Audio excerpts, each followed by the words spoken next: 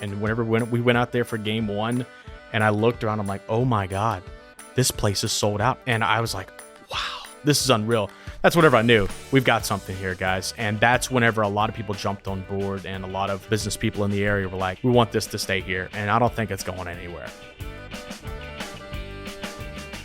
Thanks for joining us here on Louisiana's Playground Podcast, your roadmap to all things Lake Charles, Louisiana. I'm Brady Raynard. And I'm Jillian Quarter. We're back again to bring you the authentic stories and experiences of Southwest Louisiana. We've got all the tools that you need to build your own personal Lake Charles itinerary. Episode 70, and the boys are back in town. I don't know if we have the rights to that. We don't, but you could work on that for us. Okay, I'll try. All right, Gumbeaux Gators, episode 70. The Gumbeaux Gators, specifically, their hype man. That's right.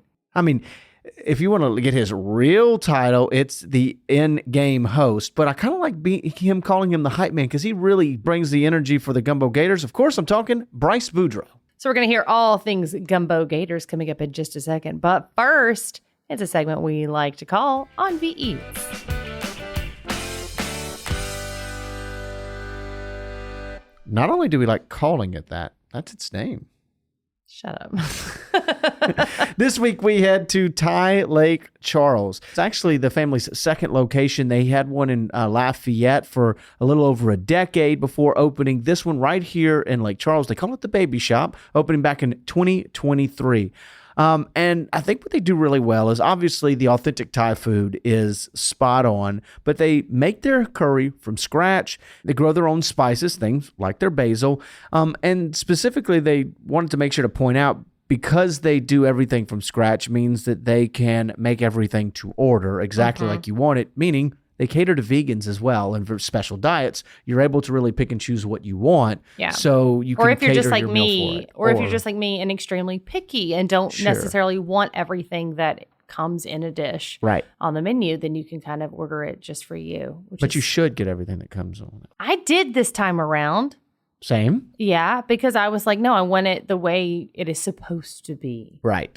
So I went for it. I'm trying to be much more of a big boy and do that a lot more Me too. often. I'm trying to say, no, put the onions on it, I guess. Let's fight through it. Let's do it. Let's grow up. It was worth it this time. Grow up. Yeah, I'm trying. So what'd you get? I got the pineapple and cashew fried rice. I don't normally eat a lot of fruit, but pineapple and chicken and cashews on fried rice just sounded like it caught my eye too while I was looking to order. Really good. It sounded fresh, and it was. It was everything. It lived up to its name. It had pineapples and cashews and chicken. It was a stir fried rice with eggs as well, onions, green onions, a little bit of cucumber chopped up in there too. Great fluffy rice. Everything was so good and held its own flavor. But at the same time, it was just like layered in perfectly. Sure. You know, like chicken needs sometimes something sweet because it's savory flavored chicken. So like it's really well seasoned, right? All of it is. But with that something sweet from the pineapple just gave it the little kick it needed. In fact, this fed me twice. So no regrets at all on it. It was sweet and salty, crunchy because of the cashews. I didn't know how much I needed that in a dish like this. Very, very good. And colorful. You know, a lot of people say that if you have all the colors on your plate, then you're doing it right, basically. And this was that. It had all the colors on the plate. It was a beautiful dish, and it was a lot of it. Yeah, and I thought the pork option would have been an interesting choice too instead of the chicken because of the pineapple. But you know me though, right? Well, and he said that it is very much a Thai classic. To it's their take on fried rice. Is often like that. So it looked really, really good. And the pineapple that you gave me was delish as well. I went with the Prasam Roe, which is their 3 flavored fish dish. I have no other way. They do shrimp or fish. And essentially it was a big fried fish fillet, super, super crispy. It took up the entire plate. It was huge. It was so good. And then they top it with sauteed onions and bell peppers, and they do a hot, sweet, and sour like basil sauce that they kind of pour over it. And there's a hint of tomato paste that kind of blends it all together. And this was so good. It comes with a big scoop of steamed rice there on the side as well. The fish was amazing. It was crispy. It was flaky. The perfect amount of saltiness from the batter. I mean, just an amazing piece of catfish. And then the veggies, they were crunchy, but because they saute them down, they kind of lost the raw flavor of the bell peppers and onions, and they soaked up all that sweet and sour sauce. And so, oh man, they were so good. And the sauce itself they had that, a hint of sweetness, and it was a little spicy, garlicky. You can also do spice levels here. I guess we should have probably mentioned that a little earlier. Sure. From mild, AKA nothing, to what they call Thai hot. Thai hot, which yes. they said is 3 times as hot as their Cajun, which is their second tier. Yes. So mild, Cajun, hot, and Thai hot, I think were the options. Something like that. Mine was mild. I know, shocking. Mine was mild. It didn't have a spice level, if you will. But right. But he mentioned it, and this is what I think is so great, is that Jet was really thoughtful in the menu, because he said he calls it mild because some people, everybody's taste buds are different. So sometimes when people taste ginger or they taste black pepper, they read that as spice of being hot. Like right. Sometimes that triggers it differently in different people. So I think I have that problem. So for me, mild is where to be. For Brady, it was Thai hot, and I think it actually was hot for you. Not like you weren't sweating or anything. Like you, no, it didn't break a sweat. You but took it was like a champ, but the flavor was it's the perfect amount of where you get just enough heat. You're like, oh yeah, I can have. There's some heat here for sure. But it had flavor, and with the flavor, to me, it just you smell it, and it's perfect. Amazing. I love going there for just honestly the aroma. The spice aroma is so amazing. Anyway, there was so much different textures and flavors that all combined itself there. And I think that's really the telltale sign of probably Thai food in general, specifically Thai Lake Charles, is that it's so layered. Yeah. It's never one note. It is spicy or it is salty. There is some sweetness. There is some nuttiness. I mean, it is just so many angles. It is. And I think it was really present as well, funny enough, in the dessert. Oh, yeah. Okay, let's talk dessert. This is my favorite. This was mango and sticky rice. Again, just for our listeners, I don't even eat fruit. Don't do it. Don't touch it. Don't like it. But I ate this. These are slices of mango that were layered over sticky rice with a coconut milk. And it's dairy-free, actually. Yeah, I believe so. This is a coconut milk cream, or a thicker coconut milk with sugar. Yeah. And really, really good. Not overly sweet. Nope. The mango was just the right, kind of like tartness of a fruit. And on top of the sticky rice, which was really good. It was like a rice pudding almost. It was, so sticky. And then with the coconut flavor too. It was good. Yeah, and it's really hard to describe because the textures all kind of blend together in the way that they are so different from each other. You get the heavy rice flavor, the nuttiness from the coconut. Then it's fruity and there's some sweet, and the rice gives the kind of saltiness. Once again, there's so many flavors that are happening all at once, textures happening all at once that just create a nice, warm, fuzzy feeling in your belly. It's one of those desserts that you may not order because you just are not familiar with it. It doesn't taste anything like this, but it was the same. It reminded me of when we went to shawarma just a few episodes ago and got the dessert there that was so odd. It wasn't one of the things that I would necessarily order if I just saw it on the menu, but I'm so glad that they suggested it because it was one of those things that I will remember this dish. Yeah. For sure. Very, very and good. I 100% agree. And I got to say something real quick. Thai Lake Charles, what I thought was so amazing was they're a big lunch spot, right? They have a drive-through and everything, so it's super convenient, and it's right off of Preon Lake Road, which is just off 210 in Lake Charles. Super easy to get in and out of. What was so funny, though, is as we were ordering, there was a couple there, and Jet said, "Oh, hey, welcome back. You were here just yesterday, right?" And they said, yeah. Yeah, we really liked it. And I loved that they came to Lake Charles, and maybe they're not from here originally or something, but they came here, whether they're visitors or they live here. Right. They came one day and they said, "Man, that was so good. Can we go back the next day?" So they were looking at the menu trying to order something different that they didn't order the day before. And I just thought that was awesome. Telltale sign of you're in the right place. Exactly. From a great meal to a great guest, we welcome on Bryce Boudreaux. I just kind of call him the voice of Lake Charles sporting events because at this point, whether it be MMA, combat sports, the Gumbeaux Gators, of course, McNeese basketball, you've probably heard his voice before if you've gone to a sporting event in Southwest Louisiana, and now you're going to hear a lot of his voice over the next 30 or 40 minutes. Welcome to the show, Bryce. Jillian, Brady, thank you all for having me. That was one of the kindest introductions I think I've ever gotten. Because normally people don't know what to call me. They're like, he does commentary. He's an announcer. You nailed the hammer. He's the voice guy. Yeah. You're that guy. Yes. Just in quotation marks, that guy. Welcome to the show. Yeah, I mean, I like that. That was very the voice of Lake Charles sports, and that's kind of what I've become. Yeah. Kind of happened over time on accident almost, but it happened. Great time. Yeah, absolutely. Having a blast. So first, to introduce you to our listeners, we want to find out how you play in Louisiana's playground. So we have some rapid fire questions for you. Let's do it. Are you ready? Absolutely. Okay. First up, crawfish or gumbo? Okay, so I love good crawfish in the spring with a ice cold libation gimmick, I guess you can call. But there is, and Brady will agree with me, there is nothing better than chicken and sausage gumbo in the fall during football season. Love a gumbo. I mean, I prefer seafood. I get it. It's like the pure essence, but man, I do love. But when I'm making it at home, I make a chicken and sausage gumbo. That's awesome. That's because of me. Okay. Because I'm the chicken and sausage gal. Yes. Like that's awesome stuff. But I've never turned down a bowl of gumbo. And if we go eat gumbo, and Jill can attest to this, if we go eat gumbo at a restaurant, I order both. Nice. Yeah. Nice. Accidentally, sometimes 2 large bowls of each, and then goes, "Oh no, what am I supposed to do?" And yet he's up for the challenge. The gumbo sampler. This just happened again over the weekend. Is there a gumbo season though? Because you specifically talked about when it was perfect. It's perfect in the fall and in the winter. Of course, whenever it's cold. Sure. But, I mean, you just turn that air condition down. You're in good shape all year. Yeah. But I will say seafood gumbo tastes the best in the summertime. Okay. I feel that. Interesting. I feel that. I think. I could see that. Yeah. Yeah. Number 2 here, poolside or beachside?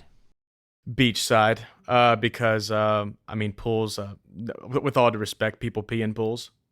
I'm just not a pool guy. Never. I like looking at a pool. I like being around the culture, but there's nothing better than going to a beach town. And I love beach towns. I don't like all the sand and stuff and the cracks and crevices and all that good stuff. But wait till he finds out what fish do in the water. But that's natural. Like it's okay because it's a fish. Not for humans. But humans are Not all right. humans have the option to get out of the pool and take care of whatever they need. Fair. But instead they're like, well, I mean, we're I'm already already here. here. That's what separates man from beast. Everybody thinks it's like the opposable thumbs, but no, it's the ability to get out and urinate in an actual bathroom and not in the pool. Yeah. Bingo. As George Costanza said, it's all drains. Serenity now. It's all drains. It's all My drains. goodness. Okay, so beachside. Last question: concert or comedy show? Concert. I mean, I'm a big comedy guy, Okay. huge comedy guy, but there's nothing better than live music, and I'm a music nerd. I love music, and I got a pretty broad taste, so concerts all the way. All right, just correct. I thought it was pipes, and I said drains. It's all pipes. That's the right okay. word. Oh man. As the Seinfeld fan, I feel disgusted. All right, let's open with you. We kind of touched on it a little bit as being the voice. What does an in-game host for the Lake Charles Gumbeaux Gators do? What does that all involve on game night? So, I mean, that would be my job, and I'm the first and only so far of the Gumbeaux Gators. Really just keeping the crowd involved in between innings, making sure that they know, hey, you can have a fun time here. You can let loose, make some noise. Other baseball games, you're supposed to just kind of stay quiet and just eat your snacks and watch the game and observe. But no, I mean, I go out there, we try to fire the crowd up. We want you to know you can make as much noise as you want, start the chants, do whatever, talk trash if you want, and get everybody interactive. And plus, with our sponsors, getting our sponsors involved with their little games that we do or contests that we do in between innings. And it's a lot of fun. And I love marketing, and this is a marketing job, 100%. Verbiage of stuff, y'all know. I mean, So how do you become a professional hype man? Job just kind of came in on its own. I mean, I've always been an announcer. Yeah. I started announcing professional wrestling years ago and carried on through that in the MMA world. I mean, if there's a microphone, I can talk into it. I've never met a microphone I didn't like, except for maybe a sound guy that I didn't like. But I mean, I love interacting with people. I can stand in front of 100,000 people and talk, and I'm there's no nerves. I feel more comfortable doing that than I am in my own bed sometimes, if that Yeah. makes any sense. Right. So I like hyping up the crowd. I like hearing the crowd get a pop from that crowd and putting a smile on someone's face. It's a ton of fun. It really is. And I think it's important to note, if you just hear, I'm kind of the in-game host, I'm the announcer, for lack of a better term, at the Gumbeaux Gators. You're not the PA announcer. No. You're not the guy that says, end of the inning, next up at bat. You're on the field. You're in the stands. You're all over. Yeah. Essentially, think of it almost as like a sideline reporter for what would be a broadcast, except you're doing it for the people in the stadium, not for those at home. 100%. You nailed that perfectly, because a lot of people think, well, you still announcing, or are you announcing? And I'm like, yeah, for the Gumbeaux Gators, not really the announcer. That's someone else's job. Yeah. Shout out Kendall Pruitt. But I guess he's back this season. I hope he is. I'm the on-field guy, and if you go to any major league or any professional sporting event, you'll see a character go out there and talk to the crowd, hype them up, do sponsor stuff, Jumbotron segments, or whatever, and that's my job. And also, getting the crowd hyped up is also another thing that I do.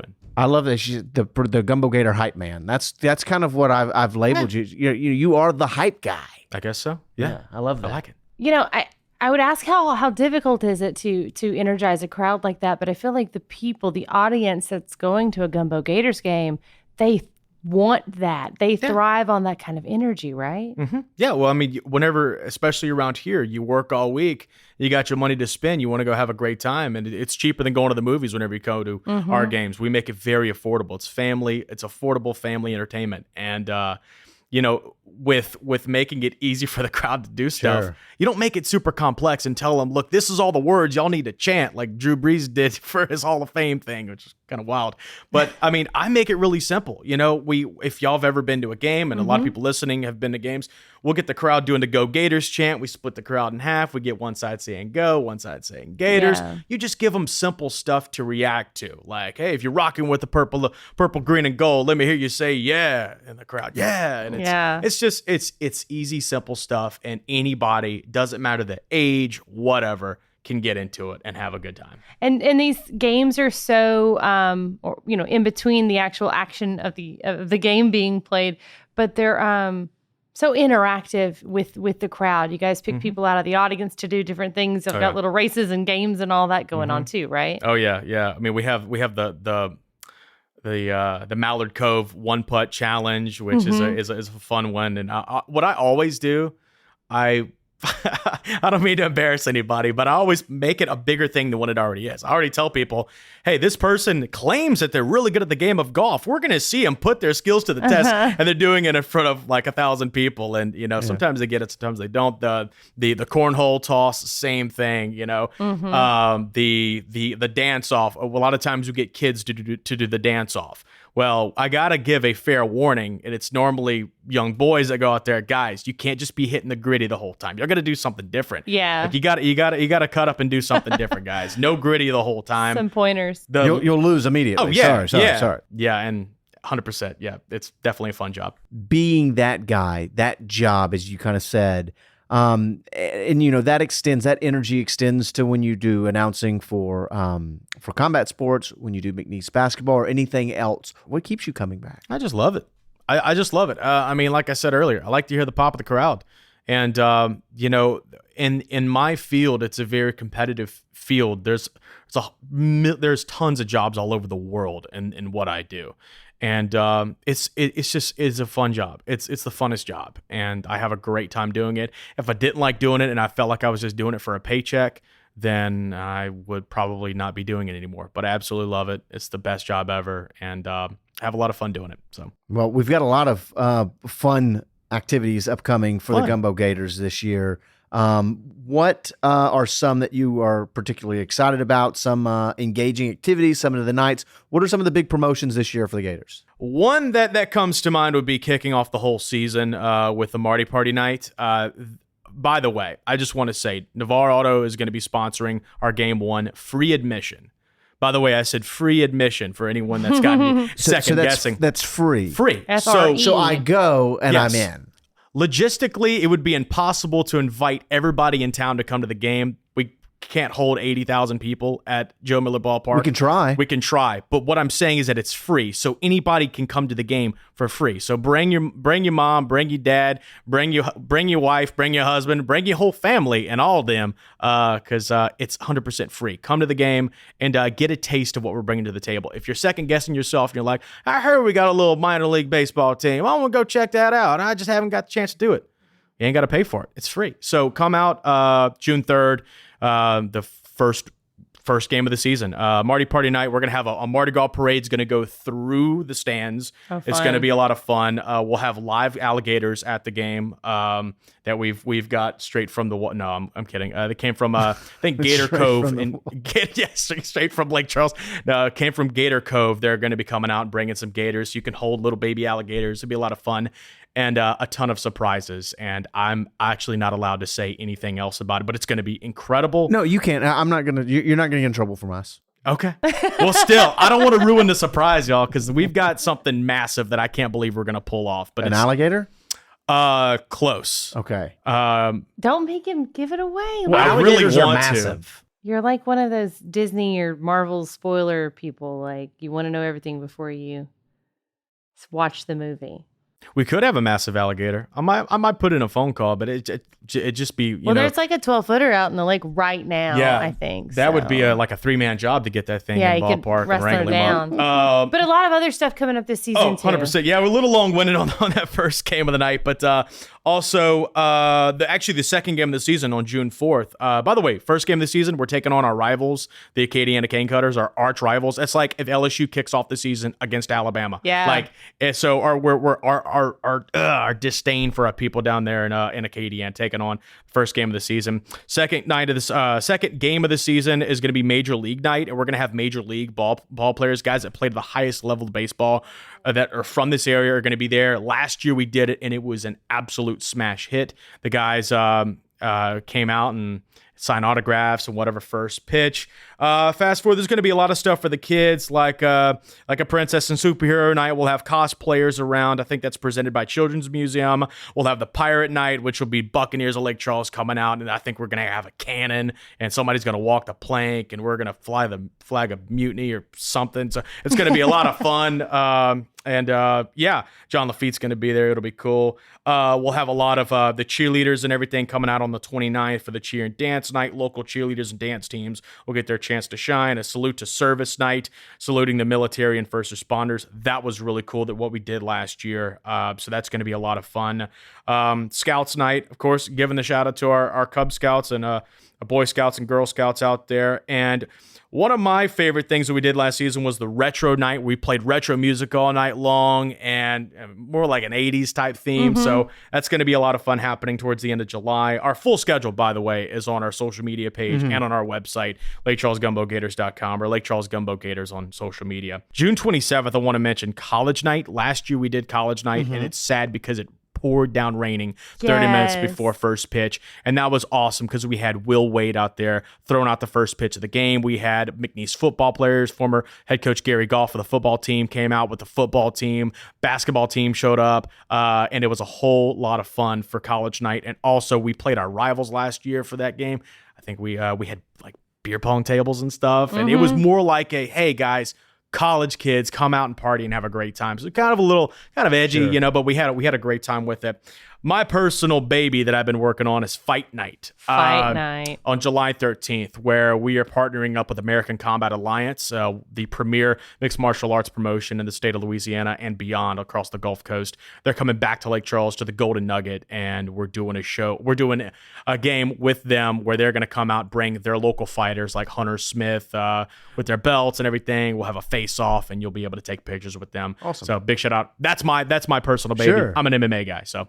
Well, and I love, too, that this year there's a real focus on weekly ones as well. So, for example, like the 337 night on Wednesday nights, where you get $3 beer, $3 nachos, and $7 tickets. So you're guaranteed for $13 to be set, and then, under 20 and you're really set.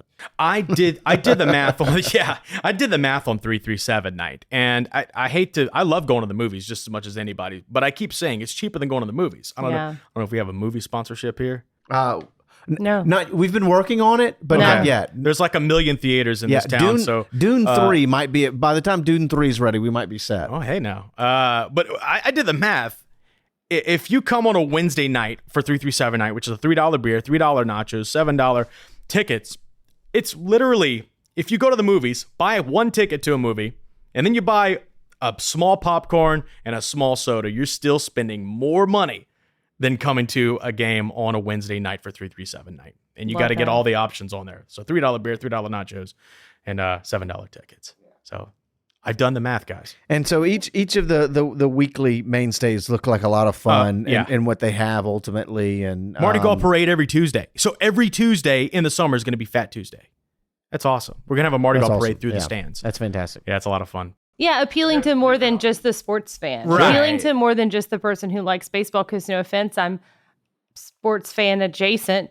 But, I might not necessarily be there to watch the game. I'm more chasing after my children as they do all the fun stuff that's available for them to do, right? Yeah. So it's beyond just your average sports fan who likes a baseball game, but there's just so much more to offer there. So, okay, before we move on and talk a little bit more about, what experiences people can have, let's talk a little bit about the Gumbeaux Gators, right? Because it's still relatively new to the area. A lot of people maybe didn't go last year, want to know more. We, of course, have interviewed Sam Moore before about the league. So kind of give us just a quick synopsis of what the Gumbeaux Gators are and what this league is. So the Gumbeaux Gators play in the Texas Collegiate League, and a lot of people point the finger like, well, why is a team from Louisiana playing in this league? This league has just been around for years, and it's always been just states that are around the state of Texas that are represented in it. Now you finally have a time where you have 6 teams, 3 in Louisiana, 3 in Texas, and that's where we're at right now. The league, I'm sure some of you might know, but if fans out there have no idea and are fans of sports, you have the Lake Charles Gumbeaux Gators, that's us, and other teams of the Louisiana division. You have the Acadiana Cane Cutters, which play in the Lafayette area, the Baton Rouge Rougarou, which play in Baton Rouge. Then on the Texas division, you have the Brazos Valley Bombers, which play in College Station. You have the Victoria Generals, which play in Victoria. And then you have the Seguin River Monsters, which play in the San Antonio area. It's a town called Seguin. But you have Texas, Louisiana, and you mentioned, like, what does the team mean and whatever, like how the team, I mean, y'all have been around this area, and fans out there and people that are listening know what I'm talking about. This is a hotbed for sports, and we've been waiting for a sports team to represent this area other than the collegiate level. And I remember growing up, Ice Pirates a little bit before my time, but, we had the Land Sharks, we had the Swashbucklers, which were a hit. And then after that, it just kind of went away. And there was going to be another organization coming to town, and it didn't really happen like we thought it was going to happen. And but this Lake Charles is your team. This is it. And if you're procrastinating at home, I don't know if I should go, or if maybe you haven't even heard about it. This is it. This is your moment. This is your team that's representing this city across the country. I think this is the only, semi-professional team that's in this area right now. If you want that same feel that you would get going to a Swashbucklers game or an Ice Pirates game, people love the Ice Pirates. Well, this is it. And all the segments that we do, all the fun stuff we do, it's kind of similar to what it used to be. And also, we're actually playing legit baseball, and you're seeing really good ball players out there. Some guys that have played for some of the best colleges and the best programs in the country are traveling across the country to this town they've never heard of called Lake Charles, Louisiana. They're experiencing our culture and our food and what we do differently than everybody else. And they're playing ball here, and they're representing your city. And like we told the guys last season, this guy probably played for, I don't know, the Nichols Colonels, and this guy probably played for the North Carolina Tar Heels, and this guy played for the Syracuse Orange. But this summer, you're playing for the Gumbeaux Gators, and you are a Lake Charles Gumbeaux Gator. Doesn't matter where you're from. So you're watching very good baseball being played right here all summer long, June to August. Well, and I know that for a program like this, there's, a million ways to measure success, if you will, right? Like how well not only do you do as a team and what your record is at the end of the season, and how well these athletes go on to play, and maybe what level, the next level of baseball, but also just the response you get from the community. And what's that been like the last year? So, it's good. It's really good. Whenever, man, I'll tell you what, the first game we played, we didn't know what was going to happen. I remember pulling back the curtain. We did like a rehearsal type night where they did a practice. It was in the end of May last season. And it was like your chance to come out and meet the other people that would be involved with the organization and watch the guys practice. And I just like, man, are we going to really pull this off? Is this really going to happen? And Brady, you're a sports guy, so you know, and I don't want to wish any ill will on the league, but I kind of thought, I'm like, man, I really hope we don't lose this. Like, I hope this is legit. And I just kept seeing flashbacks of, sports leagues that have flopped or teams that have flopped. And I'm like, I hope this doesn't happen. And I remember like looking around, like, I hope we can make this work. And whenever we went out there for game one and I looked around, I'm like, oh my God, this place is sold out. I don't think they've ever had a crowd at Joe Miller Ballpark. It was the second largest crowd next in to LSU. Next to the LSU game. Yeah. I mean, it was unreal. And I was like, wow, this is unreal. That's whenever I knew we've got something here, guys. And that's whenever a lot of people jumped on board, and a lot of business people in the area were like, okay, we want to make sure this survives and stays here as long as possible. We don't want another experiment that flops or a fly-by-night type thing. Right. We want this to stay here, and I don't think it's going anywhere. And I think that's why, you join a league like the Texas Collegiate League that has history, that has sent players to the major leagues. Guys like Paul Goldschmidt played in the TCL at one point. So it's a league that could be trusted. And now, like Gumbeaux Gators is a brand that can be trusted. Absolutely. And so, I agree. And I think it was really cool to see how the community did kind of rally around them last year. And with that rally, has there been any unique traditions or fan interactions that have become like kind of developed over that year? Do you feel like? We're still really in the early stages of it. I will say, fan traditions, just different stuff. I mean, the chop, I'm sure you've seen, I have to reluctantly say this, but University of Florida does their chop. We're borrowing that, but that's okay. But it's an alligator, and it's universal. Sure. You know what that means. Yeah. And so we do the chomp, and we go out there and kind of tell the crowd, okay, guys, get ready. It's time for the chomp. And we'll do the chomp. We call it the most intimidating move in the Texas Collegiate League. It's the chomp. And sometimes in the game, I'll look up in the grandstands, and if we're at a chance, we got one more out and we're back. You'll see the crowd start to do the chomp. We don't even have to tell them. I'm like, look at them go. That we had a little something that we were trying to do last year. We had it going. It was going to be called the Swamp, and it was going to be an area of the ballpark where people would be making the most noise and hanging out. And it did okay, but I think this year we're going to go to a different direction. But that was really cool to see as kind of a brainchild of a few of us. But the Go Gators chants that we do, which is really fun. And I got to say, we do it. Hate to toot our own horn here, but we do it bigger and better than everybody else in this league. And it goes to show you, whenever league owners come to our games for the first time and they're like, wow, I feel like I'm at a minor league game, because it's not minor league, it's Texas Collegiate League. It's totally different. But they're like, this feels like a minor league or major league experience. And I remember, I won't say the organization's name, but they came to a game, and the next game we had to play them. They brought all their interns. They set them down, and they said, take notes. This is how we need to do things. This is how it should be. Yeah. This is our first year doing it. And like we said, this is really it's something for everybody in all ages, but it certainly is a family atmosphere out there. Oh yeah, absolutely. And it's affordable family entertainment. I mean, we have a fun time. We do stuff for the adults, we do stuff for the kids, and it's all around. Like I said, it's family entertainment and good, clean fun, and you're watching great baseball too. How many games do we have on tap for this season? A lot. I think we have almost over 20 games, and then we got playoffs in the first week of August. And we're making it this year, so you can book it. Yeah. Well, I mean, we made it last year, so and it was confusing to us as an organization of how the playoff system worked. We were talking we won they tell us on Facebook, we won the Louisiana division. We're like, cool. And we're like, Louisiana division champions. We got corrected. No, that's not how it works. We the first half, the season halfway point is first week of July. Mm-hmm. July 4th would be your halfway. And we were the best team in the Louisiana division for the first half of the season. Well, in the second half of the season, everything changes. Some of your athletes have to go back to school. Their coaches don't want them playing for summer league ball all season, so they got to go back. So everything changes for a lot of these teams in the halfway point. So that's why they split it in half. So if you win your divisional championship first half of the season, you get an automatic bye in the playoffs at the end of the season. And last year, sadly, we didn't really have, I guess, things. It was our first year, so we really were trial by fire. Bingo. Yeah. And so there was some things that happened that we were like, well, I guess we just got to make it work. And we were the best team in the league for the first half of the season, and we were not great at the end of the season. That's going to change this year. We know what we're doing. It's no longer an experiment. I think we have a well-oiled machine.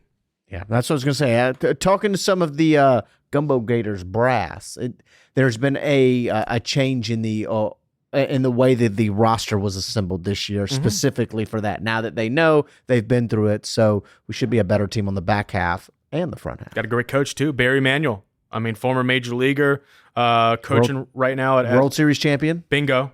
Well, college World Series champion at the junior college level. Yeah, at LSUE. Yeah, yep. State champion behind him on the staff as well. Played for the LSU Tigers baseball team. So awesome stuff. Yeah, it's gonna be a very, very fun season. I'll say this for someone, I think we've kind of sold it as why a Lake Charlesian, a Southwest Louisianian should come, want to come, all of those things. If you're a visitor, why come to the Gumbeaux Gators? So that's a good question. I mean, it's just a little slice of what we have to offer to the table. I mean, for instance, last year, someone's like, hey, y'all need to get these people involved. They're from Germany. There's a couple on their honeymoon. They were taking a tour of just the South. And they were going from like Houston to New Orleans or Florida or something. And they're like, what's this little town called Lake Charles? And I don't know how they found out baseball. And they came to the games. What you're asking about, what do we bring differently, and what could visitors come see that's different? We do different stuff than any other baseball team. I mean, where else in this country are you going to go to a baseball game and have a Mardi Gras parade going through the ballpark? Nowhere else. And our flair that we add to it, the Mardi Gras colors, the alligators, all that good stuff, it's just a little bit different than your traditional baseball game environment. Oh, by the way, we have our own cheer team, our own dance crew. Yeah. Where else in this country do they have that for the collegiate league or minor league level? You don't see that too often. We are the first dance team in the league, the Gator Girls, and by the way, every other team in the league is copying us this season. So we originated having a dance team. Trendsetters. Oh, absolutely. Yeah. But that's it. I mean, that's your little difference right there that we bring to the table that's different from everybody else. Okay, so how do people find out more? They can go see the list of games that are coming up, the different themes each night. Ticket packages. All that good stuff. So you can go to LakeCharlesGumbeauxGators.com. We got a website, or you can go to any of our social medias, Lake Charles Gumbeaux Gators on Facebook and on Instagram. And then if you are a diehard Gumbeaux Gators fan and you want to get some inside information, I guess, on the team, we have a Facebook group called The Crew, like a Mardi Gras crew. You can join that group, and you get a lot of information about the games and pictures and all that good stuff. And should be a fun season. It's going to be a fun season. Yeah, absolutely. I can't wait. It's already here. Like, it feels like just the other day we were throwing the first pitch out for the very first game, and like the season went shoo, and then before you knew it, LSU was playing USC, and like college football season's over with, and spring is now over with, and now the season starts here in like 2 weeks, 3 weeks. So it's unreal. Time flies when you're having fun with the Gumbeaux Gators, huh? Absolutely, yeah. Well, thanks so much for being here, Bryce. Thank y'all so much. I appreciate y'all for having me, and I'm a longtime fan, longtime listener of Louisiana's Playground. I've listened to almost every episode. So look at that. This is a lot. Oh yeah, absolutely. You know what? Well, I need to go back. you. I need to go back and say Louisiana Playground super fan at that point when it comes to the intro. That's how you should have introduced him. Yeah, absolutely. Well, appreciate the kind words. Thank y'all. Thanks again to Bryce for joining us here on this show, but the biggest thank you of all, as you know, goes out to you, the listener, for spending time with us on the podcast. If you enjoyed the show, please leave us a rating or a review or a comment. You know by now, Spotify, YouTube, snail mail, any of it and all of it is appreciated. Yeah, come visit Brady at his office here at Lake Charles. Say hello.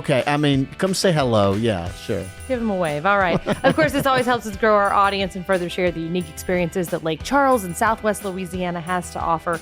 Go to visitlakecharles.org/podcast for more episodes, advice on where to eat, and events that are happening this weekend. I'm Jillian Corder. And I'm Brady Raynard. Thanks again for coming to play at Louisiana's Playground. Sit you.